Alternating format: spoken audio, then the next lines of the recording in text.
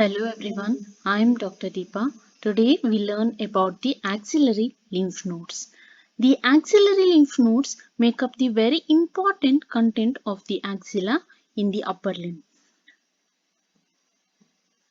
These axillary lymph nodes are arranged in various groups in different areas of the axilla. The axillary lymph nodes are around 20 to 30 in number. Yes, the axillary lymph nodes are about 20 to 30 in number as a whole. And these lymph nodes drain the lymphatics from the upper limb, the most part of the mammary gland, and also the cutaneous lymphatics from the trunk above the level of the umbilicus. Yes, so these are the areas that are drained by the axillary group of lymph nodes. Yes, the axillary group of lymph nodes, the axillary group of lymph nodes drain the area of the entire upper limb. Number one, they also drain the area of the mammary gland or the breast, the major portion of the breast.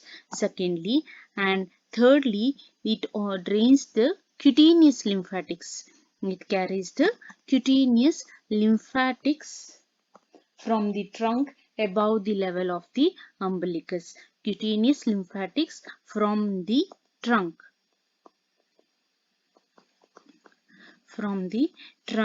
Above the level of the umbilicus. So these are the areas that are drained by these axillary lymph nodes. So all these areas are ultimately, the lymph from these areas ultimately reach the axillary lymph nodes present in the axilla.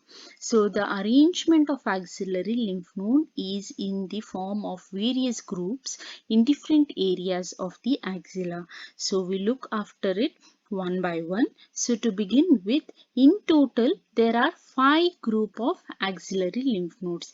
Yes, there are 5 group of axillary lymph nodes. So among the 5 group, the lymph nodes are, the very first group of lymph node is called here, that is the anterior group. The anterior group of lymph nodes, or it is also called as the pectoral group of lymph nodes. Yes, the first category of the axillary lymph node, they are called as the anterior or the pectoral group of lymph node. It is named pectoral so because these lymph nodes lie along the lower border of the pectoralis minor muscle. So this is the muscle pectoralis minor. So the lymph nodes are seen to be arranged along the lower border of this pectoralis minor muscle along the vein, that is the long thoracic vein. So this is about the anterior group of lymph nodes. So the anterior group of lymph nodes located along the lower border of the pectoralis minor, and they run along the vein, that is the lateral thoracic vein. These anterior group of lymph nodes, they drain most of the lymphatics from the breast. So the lymphatics from the breast reach the anterior group of lymph node. Secondly is the lymph node that is called as the posterior group, or they are also called as subscapular group of lymph nodes, so called because they lie along the subscapularis muscle, along the nerve vessels, that is the subscapular vein. So this lymph nodes, they are present in the posterior wall of the axilla along the vessel, along the vein, that is subscapular vein, close to the subscapularis muscle. So this is about the posterior group of the lymph node. So this posterior group of lymph node receive the afferent vessels by the dorsal part of the trunk as far as below the iliac crest. Yes, the afferent vessels received by the posterior group are derived from the dorsal part of the trunk till the iliac crest, as far as they reach the iliac crest. So major part of the lymphatics from the dorsal part of the trunk is drained into this posterior group of lymph node. Now moving on to the third group of lymph node which is called as the lateral group of lymph node, These lateral group of lymph node, they lie along the lateral wall of the axilla, posterior-medial to the axillary vein. So the relation of the lateral group of axillary lymph node is posterior-medial to this axillary vein, and this lateral group of lymph node receive the afferent vessels from the entire upper limb. Yes, it is the lateral group of axillary lymph nodes that receive the afferent vessels from the entire upper limb except those lymphatics which accompany the cephalic vein. Yes, the lymphatics which accompany the cephalic vein drain directly into the apical group. So the lateral group of the lateral group of axillary lymph node receive the afferent vessels from the entire upper limb except those lymphatics from which accompany the cephalic vein. So this is about the lateral group of axillary lymph node. Moving on to the fourth group of axillary lymph node, that is the central group of lymph node here. So this central group of lymph node, they are present in the base of the axilla. Yes, it makes up the content of the base of the axilla. The central group of lymph nodes, they are present within the axillary fat located in the axillary base. The central group of axillary lymph node receives the afferent lymphatics from all these three preceding lymph groups, that is anterior group, the posterior group and the lateral group. So the anterior, posterior and the lateral group of lymph nodes ultimately reach the central group of axillary lymph node. So this is about the fourth group of axillary lymph node, that is the central group of lymph node. The last or the very important of all the axillary group of lymph node is the apical group of axillary lymph node, or it is also called as the infraclavicular, as it is located immediately beneath the clavicle. So this apical group of axillary lymph node is seen very close to the axillary vein in the apex of the axilla just beneath the clavicle. So the apical group of axillary lymph node is very important as they receive the lymph vessels from the subcutaneous lymphatics of the upper limb that accompany the cephalic vein. Yes, they receive the lymphatics from the upper limb that accompany the cephalic vein. Yes, the lymphatics accompanying the cephalic vein ultimately reach the apical group of lymph nodes. Secondly, it also receives the afferent vessels from the upper margin of the mammary gland, from the upper margin of the mammary gland. So major portion of the mammary gland, as I have already mentioned, drains into this anterior group except the small part of the upper margin of the breast which drains into the apical group of lymph node. It also receives the afferent vessels from all other axillary lymph node, that is the central group. So initially the anterior, posterior and the lateral, the anterior, posterior and the lateral group drain into the central group. The lymphatics from the central group, that is the efferent vessels from the central group, drain into the apical group of lymph nodes. So this is about the afferent vessels received by the apical group of lymph nodes. So this is about the 5 major axillary lymph groups present in the axilla. So to have a quick revision, there are in total 5 group of axillary lymph node. The anterior group of axillary lymph node located along the lower border of the pectoralis minor along the vein, that is the lateral thoracic vein. This anterior group of axillary lymph node drain the major portion of the breast. Second is the subscapular group of lymph node, which are located along the posterior wall of the axilla, present along the vessels, that is subscapular vessels. This group receives the afferent vessels from the dorsal part of the trunk as far as it reaches the iliac crest. Yes, the lateral group of lymph node lie along the lateral wall of the axilla, just medial to the axillary vein, and this lateral group of lymph node, they receive the afferent vessels from the entire upper limb except those lymphatics which accompany the the cephalic vein. So all these three lymph group, that is anterior, posterior and lateral, the efferent vessels of these reach the central group. The efferent vessels reach the central group, which is present along the base of the axilla. So from the central group, the lymphatics reach the apical group. Now the apical group of lymph nodes, they are present in the apex of the axilla, located along the axillary vein.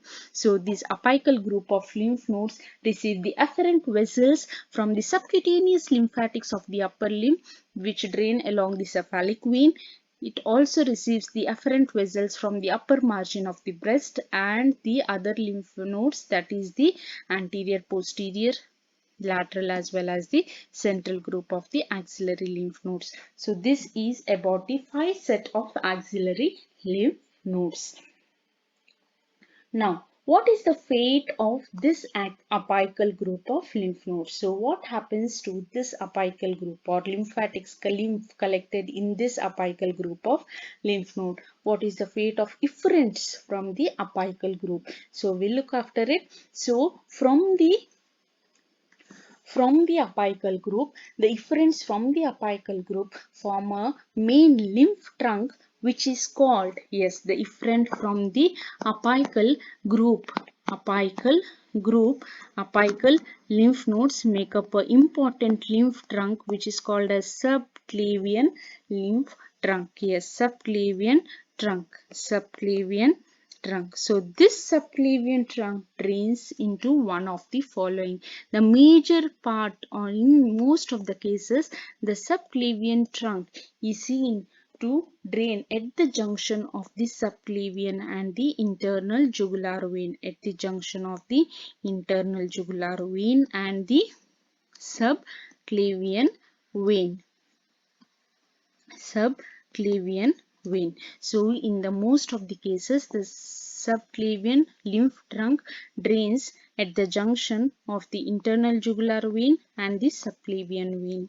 Sometimes this subclavian lymph trunk seems to join the right lymphatic trunk. Yes, the right lymphatic trunk or the thoracic duct on the left side, or the thoracic duct on the left side. Or few efferents also terminate into inferior deep cervical lymph nodes. So this is the fate of the subclavian lymph trunk. Yes, the apical group of the axillary lymph node, which receive the efferents from all the other axillary group of lymph node, ultimately make up the efferents from this make up an important trunk, which is called as the subclavian lymph trunk. Now, the fate of this subclavian lymph trunk mainly reaches the junction of the subclavian vein or the internal jugular vein. They reach the junction between the subclavian vein and the internal jugular vein mainly. Sometimes they also may reach the right lymphatic trunk or the thoracic duct on the left side. Few efferents also seems to reach the inferior deep cervical group of lymph nodes. So this is about the fate of the efferents from the apical group of axillary lymph nodes. So this is the atlas view showing the location of the various lymph nodes over here. Yes, this is the anterior group of axillary lymph node present along the lower border of the pectoralis minor here. Yes, this is the subscapular or the posterior group of lymph node present along the subscapular vessels. Yes. Then next is the apical. Here what we see here is the apical group of axillary lymph node, which is present very close to the apex of the axilla in close proximity with the axillary vein. The central group of lymph node located along the base of the axilla over here. So these are the lymph node seen in the axillary region. To end up with the axillary group of lymph node, we need to know the clinical importance of these axillary lymph node. So these axillary lymph nodes are usually enlarged during the carcinoma of the breast, as the major portion of the breast or the entire breast itself drains into these axillary group of lymph node. So sometimes what happens is there is something called as axillary tail of Spence. Yes, axillary tail of Spence, you must have heard about this. It is nothing but the extension of the mammary gland. Yes, axillary tail of Spence is nothing but the extension of the mammary gland into the axilla. So if at all this axillary tail of Spence when present, yes, when this axillary tail of Spence is present, so this is in direct contact. Yes, the axillary tail of Spence is in direct contact with the anterior group or the pectoral group of axillary lymph node. So the carcinoma of the breast affecting this part, that is carcinomas affecting this part of the breast, may be wrongly diagnosed as the enlarged lymph node. It may be wrongly diagnosed as the enlarged lymph node. So this has to be kept in mind, taken care by the surgeons. The intercostal brachial nerve. The intercostal brachial nerve, which is the important brachial nerve, which is the important intercostal nerve, passes through the central nodes. Yes, the central group of axillary lymph node. The central group of axillary lymph node has got a very important relation, that is the intercostal brachial nerve. So compression of this nerve may be seen during the enlargement of the central group of lymph node from the carcinoma of the breast, which may manifest as the referred pain, pain along the medial side of the arm. Yes, this is very important.